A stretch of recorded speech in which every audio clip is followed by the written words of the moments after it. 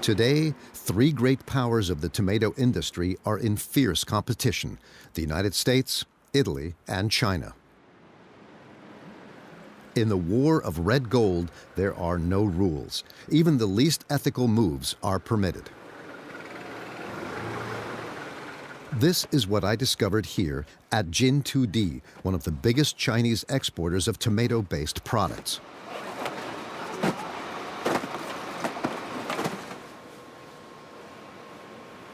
Ma Jianyong, the managing director of the company, agreed to show me his factory. Like any good entrepreneur, he starts with a small guided tour of his production line.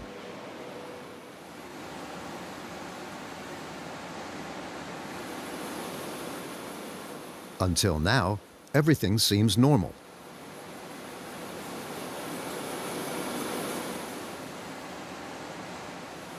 天的1分钟的产量就是300罐的产量啊。那1天下来呢，就要1台设备，灌装封口机1台，就应该达到2个集装箱。The first surprise was waiting for me in the warehouses. Gina, does that not remind you of anything? This is Gino's Chinese cousin, that famous brand created in Italy and which actually contains Chinese concentrate. To compete with their former partners who hid Chinese concentrate in Italian cans, the Chinese camouflaged their tomatoes in cans that are the colors of Italy. In the end, everybody is eating Chinese. 我们公司的主要产品的市场啊，在这个中东地区和非洲、欧洲啊，也有一部分国家，例如德国、瑞典。The factory has a secret weapon in this trade war against Italy that the director forgot to show me: a miracle ingredient.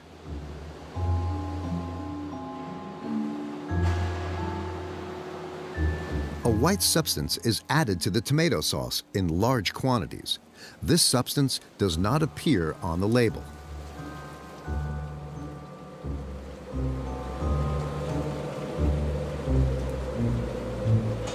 你看他想问，比如咱造1吨的酱里边，1吨的番茄酱，然后里边要用多少钱的水，要用多少钱的糖，还有什么盐什么的。这都不能说。No， 这是说我们这配方的事儿。No， we can't。对。No。Can you ask why？ 他说为什么不能说那些东西？我可以，不是不能说，而是就是说我们这些添加剂都是合理合法的啊。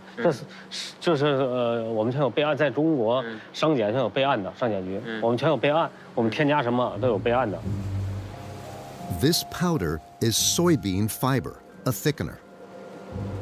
可以，你可以说我们生产的时候，比如说我们80%的原料酱是大桶酱，20%大豆纤维淀粉加一块儿，还有我们麦芽糖是占20%，这个原酱呢占80%。这个配方不是固定的，你知道吗？我知道。那你明白这意思？没事，我说您不方便说的话，你就不说，没关系。对。因为他在问，我就只是翻译出来，因为我不知道哪个。现在就是说你就是说我加这些辅料最好是别说。According to my information, some boxes of Chinese concentrate contain up to 55% additives.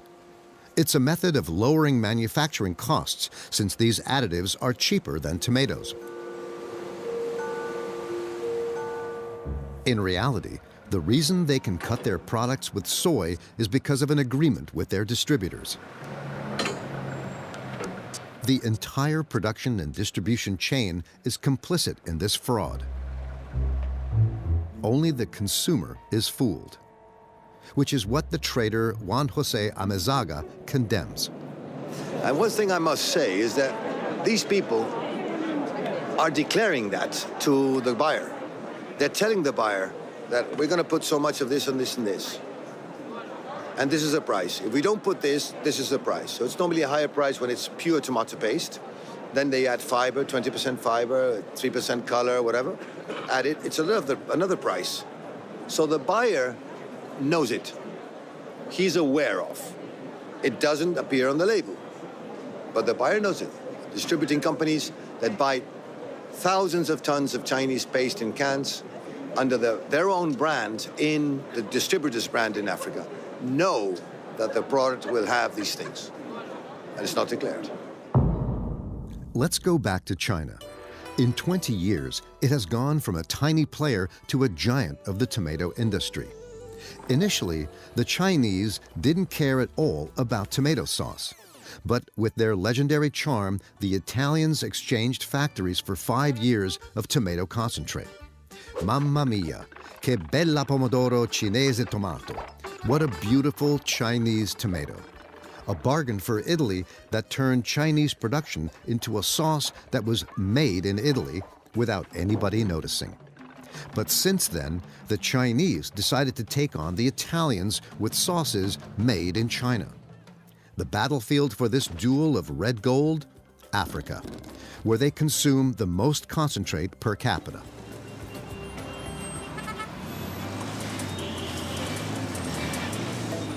With a population of 27 million and 6% growth, Ghana is a dynamic economy, the second biggest in West Africa.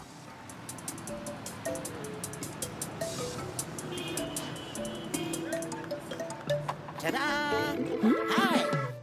Don't worry, Mama. Tasty Tom will... Globalization is changing eating habits. Absolutely delicious. The secret behind delicious meals. In this part of Africa, in terms of vegetables, the tomato is king.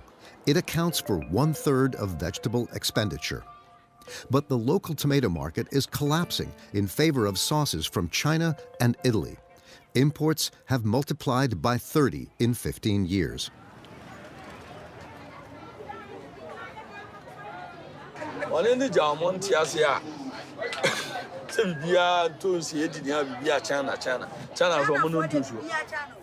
The conquerors of this new market?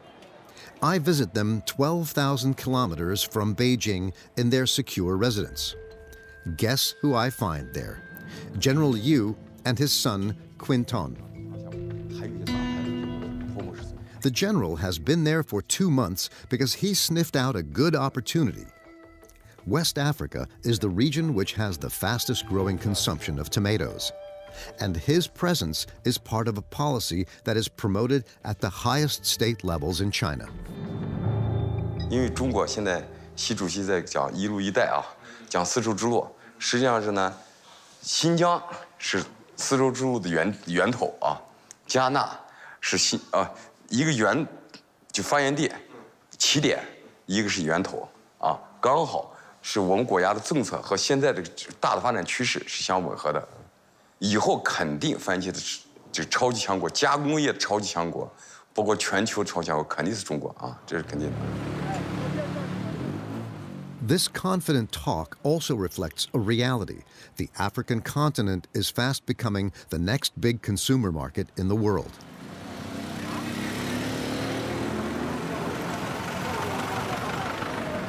In this market that you saw, there's hundreds of shops that sells tomato paste here. And the brands, there are 50 brands at least in the market. It's 90% Chinese factories who produce because they have invested so much into the machineries and they need a way out to do it. So they will produce for anybody, whether it's OEM, whether it's for their own brand, that they can sell in the African market. So in terms of that, the Chinese producers need to find a way to digest their own excess surplus. The wheels of the economy keep on turning. In Ghana, I arrived during a major economic change. China is relocating part of its production to benefit from cheaper labor. On production lines imported from their country, the Lius manufacture their finished products from Chinese concentrate. 他们赚得多，我说，你可以这样子，你可以教他怎么去干，但是你不能帮他去干，你懂我意思吧？你教他怎么去干，但是你不能去干。唯一教他去干，唯一我们自己干的，是他妈的配料，那是我们自己搞的，其他地方全都不行。